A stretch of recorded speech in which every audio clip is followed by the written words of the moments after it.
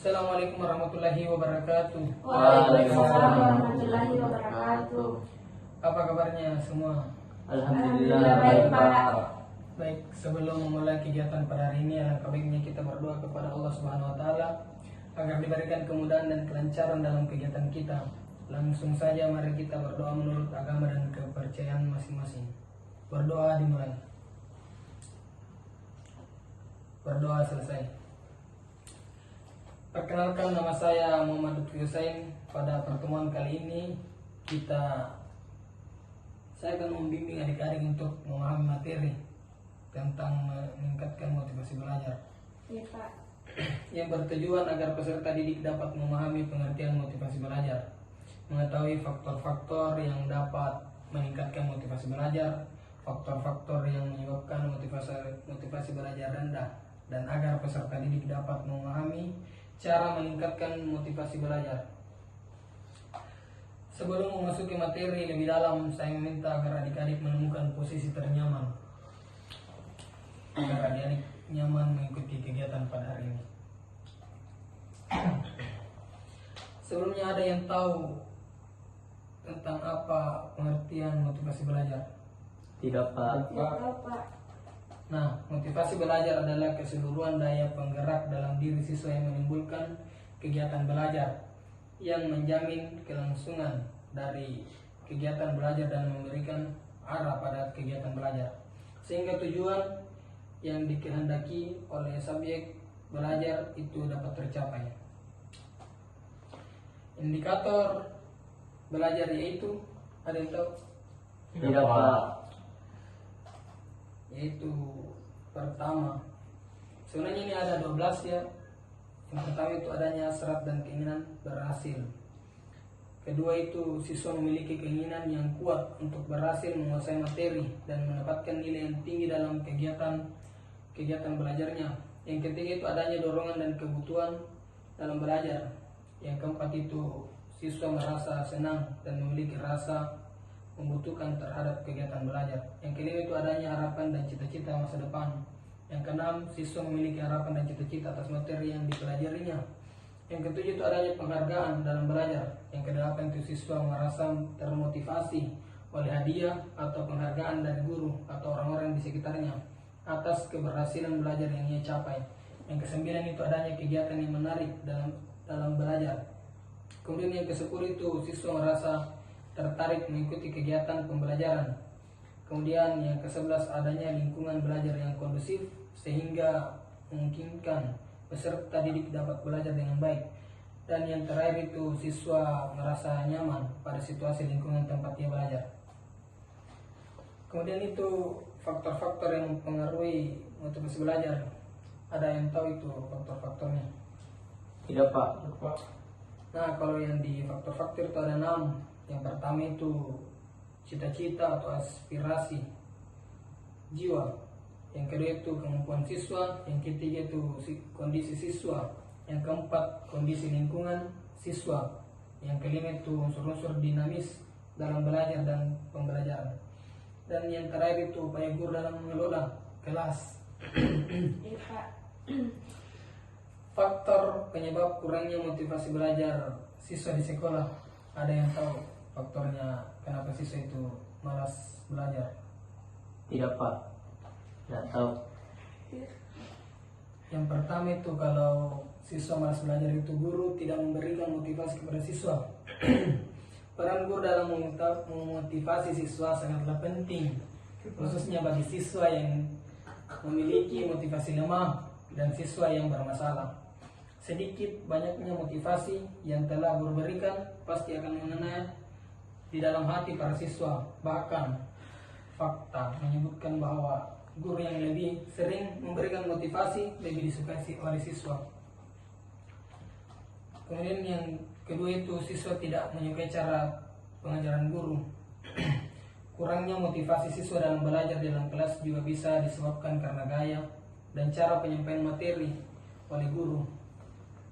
Kemudian ada yang ketiga itu siswa tidak menyukai mata pelajaran tertentu. Setiap siswa di sekolah memiliki keahlian dan bakat masing-masing. Contohnya itu seperti ini suka matematika, itu suka IPA, ini suka olahraga. Setiap siswa di sekolah memiliki keahlian, khususnya dalam materi pelajaran tertentu. Memang ada siswa yang benar-benar tidak bisa menguasai materi pelajaran tertentu, meskipun dia sudah memaksakan diri untuk belajar. Kemudian yang keempat itu lemahnya motivasi dalam diri siswa sendiri. Ini adalah faktor umum atau faktor utama yang dialami oleh kebanyakan siswa di sekolah saat ini, yaitu lemahnya motivasi diri untuk belajar, sehingga hal ini menyebabkan siswa sekolah kurang berminat untuk belajar dan menghabiskan 3 tahun di sekolah dengan sia-sia. Iya, Pak. Yang kelima itu kurangnya perhatian orang tua di rumah. Nah, orang tua menempati peran yang sangat penting sebagai guru atau sebagai motivator bagi pendidik anak-anak di rumah, karena secara tidak sadar apapun yang berasal dari orang tua, baik sifat maupun sikap. Kemudian ada yang keenam itu pergaulan buruk. Siswa yang bergaul dengan teman-teman yang nakal ya, baik di rumah maupun di sekolah, pastinya akan terjerumus dalam kenakalan.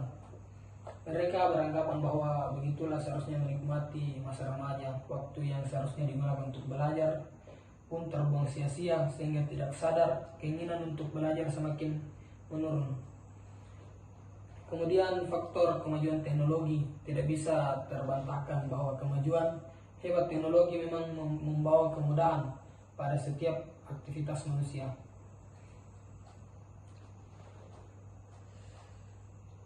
Kemudian di sini ada yang tahu itu tips dan trik meningkatkan motivasi belajar untuk diri sendiri. Tidak, Pak. Tipsnya itu yaitu pertama, membuat agenda belajar. Kemudian yang kedua itu menentukan gaya belajar. Kemudian yang ketiga itu butuh istirahat. Kemudian yang keempat itu hindari gangguan belajar. Yang kelima itu cari suasana yang tepat. Dan keenam itu belajar bersama teman. Itulah tadi materi yang dapat saya sampaikan pada kesempatan kita kali ini. Apakah adik-adik yang ada yang bisa menyimpulkan materi kita pada hari ini? Saya, Pak. Silakan. Jadi, Pak, kesimpulan materi pada kegiatan kita hari ini yaitu ada beberapa faktor yang mempengaruhi manusia untuk belajar. Motivasi belajar terjadi dari tindakan perbuatan persiapan mengajar. Adapun faktor-faktor yang mempengaruhi belajar adalah yang pertama yaitu cita-cita seperti yang kita sampaikan tadi atau aspirasi jiwa. Kemudian ada kemampuan siswa. Yang ketiga ada kondisi siswa. Yang keempat kondisi lingkungan. Dan kelima unsur-unsur dinamis dalam belajar dan pembelajaran. Kemudian yang keenam upaya guru dalam mengelola kelas. Kemudian ada indikator terciptanya motivasi belajar. Yang pertama itu adanya hasrat dan keinginan berhasil. Kedua yaitu siswa memiliki keinginan yang kuat untuk berhasil menguasai materi dan mendapatkan nilai yang tinggi dalam kegiatan-kegiatan belajarnya. Kemudian yang ketiga adanya dorongan dan kebutuhan dalam belajar. Kemudian yang keempat siswa merasa senang dan memiliki rasa membutuhkan terhadap kegiatan belajar. Kelima adanya harapan dan cita-cita masa depan. Keenam siswa memiliki harapan dan cita-cita atas materi atas materi yang dipelajarinya. Kemudian ketujuh adanya penghargaan dalam belajar. Kedelapan siswa merasa termotivasi oleh hadiah ataupun penghargaan dari guru atau orang-orang di sekitarnya atas keberhasilan belajar yang dicapai. Kemudian yang kesembilan adanya kegiatan yang menarik dalam belajar. Kesepuluh siswa merasa tertarik mengikuti kegiatan pembelajaran. Yang ke-11 adanya lingkungan belajar yang kondusif sehingga memungkinkan peserta didik dapat belajar dengan baik. Dan yang terakhir yaitu siswa merasa nyaman pada situasi lingkungan di tempat belajar. Saya rasa itu, Pak, yang bisa saya sampaikan terkait kesimpulan kita pada materi hari ini. Betul sekali, terima kasih. Saya harap semua adik-adik yang mengikuti bimbingan pada hari ini dapat memahami materi yang tadi saya sampaikan. Dan saya berharap setelah bimbingan ini wawasan ataupun pribadi adik-adik dapat menjadi lebih baik ke depannya. Iya, Pak. Iya, Pak. Baik, terima kasih atas partisipasi dan perhatian adik-adik sekalian. Sebelum saya tutup, marilah kita berdoa agar kegiatan yang dilakukan pada hari ini dapat berguna dan bernilai pahala oleh di mata Allah Subhanahu wa taala. Berdoa dimulai. Berdoa selesai. Dan saya akhiri dengan ucapan nilai fisabilillah wastabiqul khairat. Assalamualaikum warahmatullahi wabarakatuh. Waalaikumsalam Assalamualaikum warahmatullahi wabarakatuh. Terima kasih Pak. Ya,